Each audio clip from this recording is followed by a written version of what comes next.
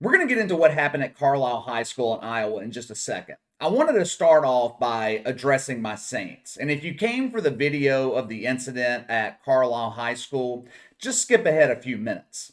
One of my friends texted me last night. I think he had been hitting the booze while watching the game. Hell, I was too. This team is just painful to watch. It's hard not to drown your frustrations in a nice bottle of Jim Beam. He texted me late in the second half last night and he asked me, how did we get here? It was an excellent question, and there's a simple answer.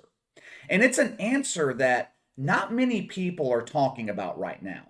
It is easy to sit here this morning and blame Taysom Hill for that loss. It's not his fault. I actually gained more respect for Taysom Hill last night. To hell with the 4 interceptions. Before he hurt his finger, the Saints' offense looked as good as it had in 4 or 5 weeks. Once Taysom Hill hurt his finger early in the second quarter, it was over. It was a wrap. I give him credit for playing through it because if Sean Payton had to go back to Trevor Siemian in the second quarter, we lose that game by 30 points. It's easy to sit here and say that Sean Payton is being exposed. Clearly, the genius of Sean Payton was due to Drew Brees. Sean Payton is not being exposed. He's still one of the best coaches in the NFL. But coaching can only take you so far. In order to win in the NFL, or in any sport for that matter, you have got to have talent on the field.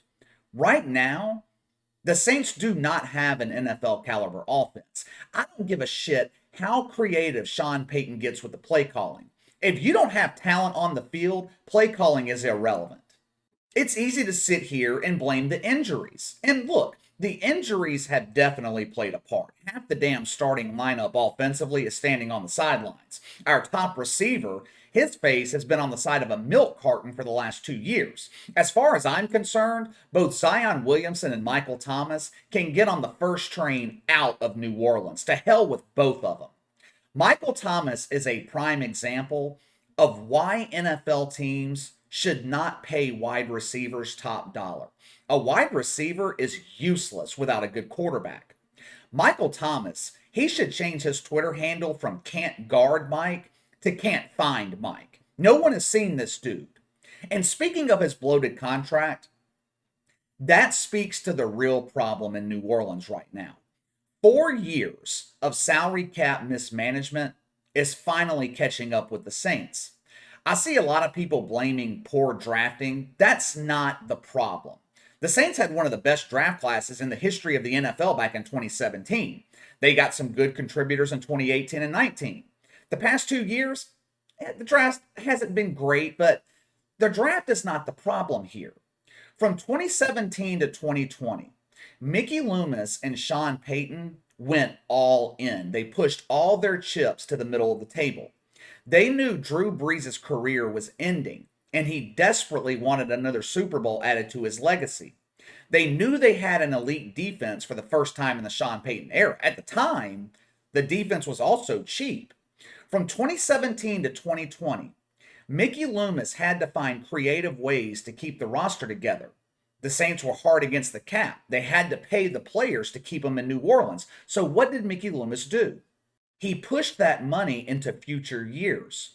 That was fine the last 4 years when New Orleans was winning, making deep playoff runs, contending for Super Bowls. However, eventually, the bank comes calling for that loan, and the loan is due. Going into this season, the Saints had $46 million being paid to players who aren't on the damn roster. That is not sustainable. I couldn't find another team in the league that came close to that dead cap number. 25% of their salary cap is going to players who aren't contributing. They're not on the field. Basically, the Saints are bankrupt. They're bankrupt. Drew Brees is being paid over $11 million to sit and be on NBC, not in New Orleans. Emmanuel Sanders, $4 million. Janoris Jenkins, Thomas Morstead, Sheldon Rankins, Jared Cook. I could keep going. The list is a mile long. They were $81 million over the cap going into the offseason, and they're projected to be over $60 million going into this offseason. Drew Brees owed another $11 million next year. though the dead cap money for the Saints drops from 46 million to just over 12. So while injuries have definitely killed the season, pushing salaries into future years had the Saints cash strapped, which is why they couldn't go out and sign an Odell Beckham or bring back Teddy Bridgewater when Jameis Winston got hurt. They don't have the money. And if you're a fan of the Dallas Cowboys, I would not get too excited. Your team may be sitting at 8-4, but Dallas has the same problems they've had the last few years. A roster that is loaded with elite talent, with issues at two key positions: coach and quarterback. The Cowboys are a poorly coached team, and Dak Prescott is an illusion. Sure, he shows you flashes of brilliance. He looks great sometimes. Statistically, the Cowboys are the number one offense in the NFL, but stats are deceiving. Like I said, the Cowboys are an illusion. There is no consistency with them offensively. Late in the fourth quarter last night, with a 10-point lead on the road, they're passing the ball. I've never been a believer in Dak Prescott. When everyone is healthy, when everything is going according to plan, Dak Prescott's a star. But as soon as the adversity and the pressure rise, Dak disappears. The Cowboys are fool's gold. They'll make the playoffs, but Dallas is not a Super Bowl contender. Okay, let's go ahead and get into what happened at Carlisle High School in Iowa. I think it was Tuesday night. Carlisle had a basketball game against Nevada High. I don't know who won or lost. Really doesn't matter at this point. After the game, the players, they take to the sidelines for the customary post-game handshake. Now, before I play the video, let me give you a bit of the backstory. Carter Prenosil is a 17-year-old senior at Carlisle High. Throughout the game, he was involved in some shit-talking with Ty Dittmer, who attends Nevada High. Nothing out of the ordinary. Men talk shit at each other at sporting events all the time. Hell, men talk shit to each other anywhere. Doesn't matter. The bar, the golf course, a wedding. Doesn't matter where we are. Men are talking shit.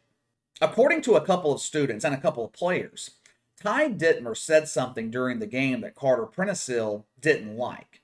Now, most people in that situation will either let it go or say something back that cut equally as deep or handle it right then and there.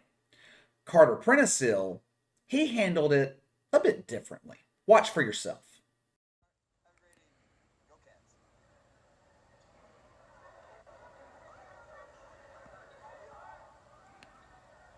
Cowardly. Cowardly. What a coward. If Carter Prenosil had fought Ty Dittmer during the game right after he insulted him, it would be one thing. It would have been bad, but at least Ty Dittmer would have expected it. But to sucker punch him in line while everyone is shaking hands and he doesn't know it's coming, that is completely different. That was a bitch move. Typically, law enforcement does not get involved with sporting events. For example, if two NBA players get into a fight on the court, the league handles it. Cops leave it alone. If two NBA players get into a fight on the street, they're going to jail. Sports are typically allowed to govern themselves when it comes to situations like this. A couple of months ago, we talked about the girl in Garden Grove, California, who clotheslined the little Asian girl. I don't think she was arrested. I could be wrong. She might have been after the fact. I know she was kicked out of the game, but I don't think she was ever officially charged with a crime. Carter Prenosil, he didn't get so lucky. He is now facing a felony charge of willful injury. Should be assault and battery. Ty Dittmer suffered a concussion and was unconscious for several minutes following the altercation. I would imagine Carter Prenosil's high school basketball career is over, and he should be expelled from school. I would also think a lawsuit will follow. This is an example of how 10 seconds can change your life.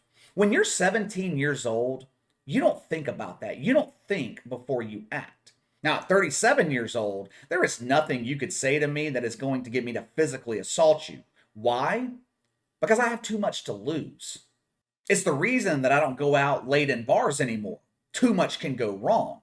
But at 17 years old, you don't think that way.